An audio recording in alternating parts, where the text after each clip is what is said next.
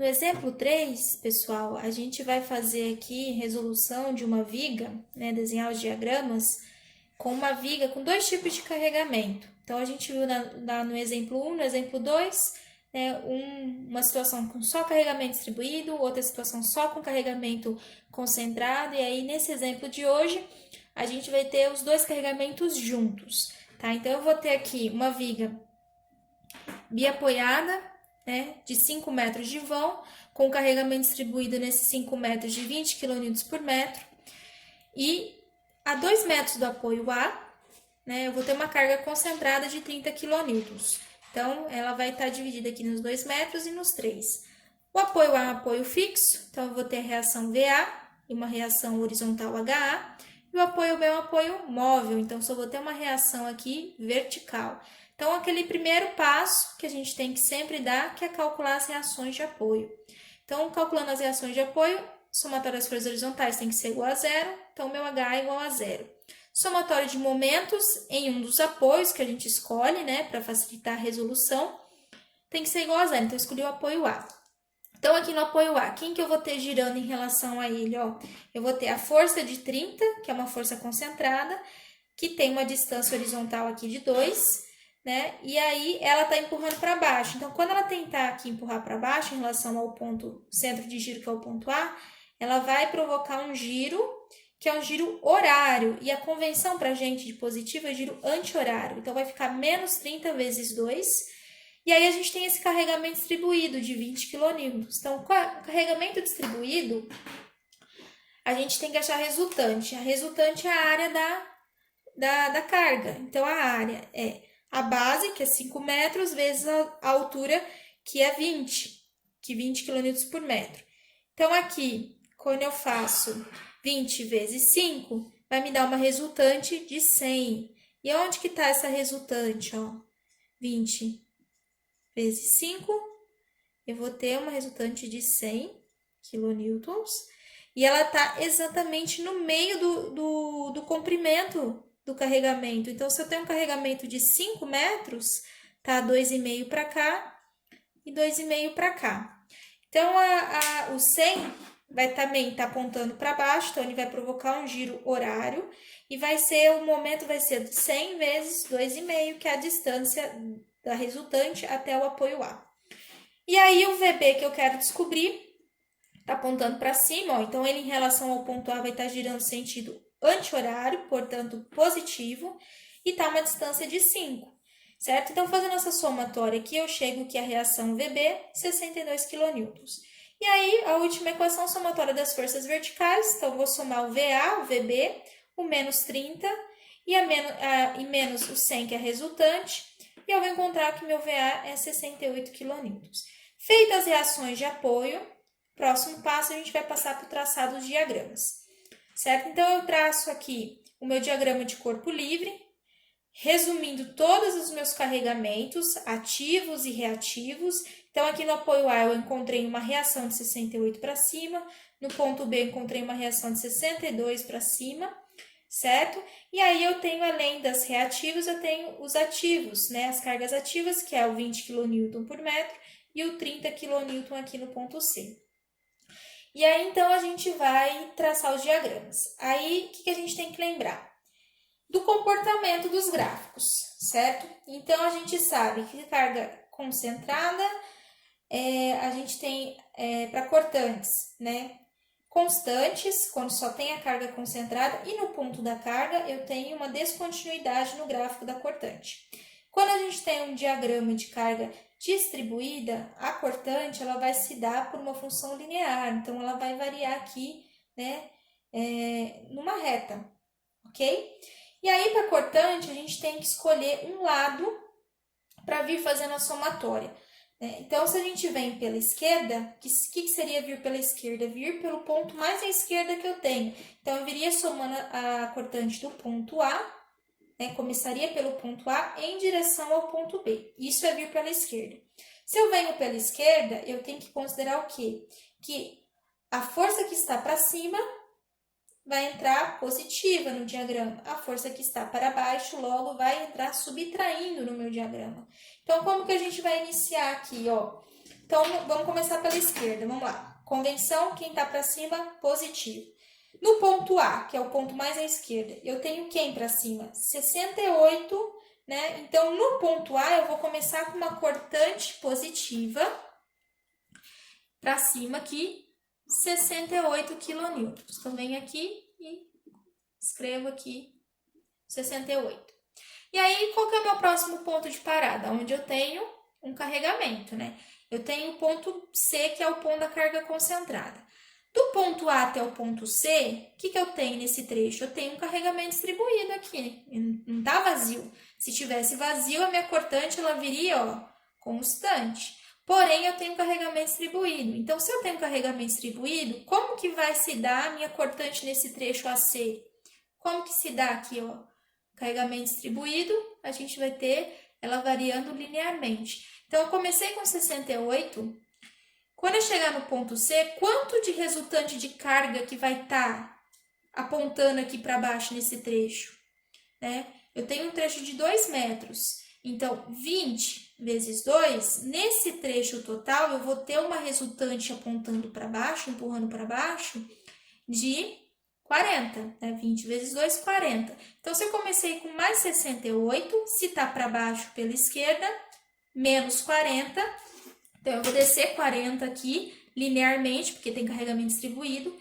Então, 68 menos 40, eu vou chegar aqui no ponto C com 28 positivo, certo?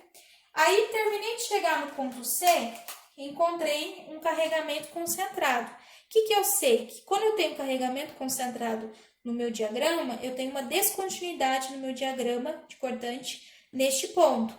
Forma-se um degrau, e a altura desse degrau é o valor da força que a gente está somando. E ela está para baixo. Se está para baixo, pela esquerda vai subtrair. 28 positivo menos 30 negativo, aqui o meu degrau ele vai parar no menos 2. Então, vem aqui para menos 2, certo? Então, eu continuo aqui. Então, do menos 2, agora eu terminei de somar aqui no ponto C, eu tenho que caminhar para o ponto B. Do ponto C para o ponto B, eu tenho um trecho de 3 metros de carregamento distribuído, certo? Então, no total, quanto que vai descer de carga aqui, apontar para baixo a carga, né? Porque eu tenho que ir somando aqui no comprimento. Qual que é o total que eu vou somar para baixo?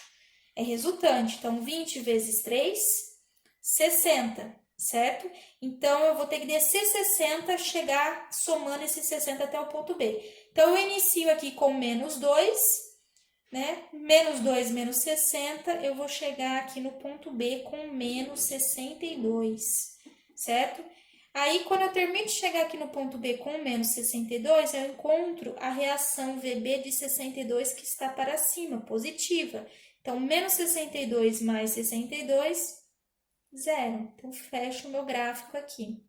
Vai dizer que a gente fez tudo certinho, a somatória aqui no comprimento da viga. Então, a gente vai ter um trecho aqui de cortante positiva. No ponto da carga, a descontinuidade da carga concentrada.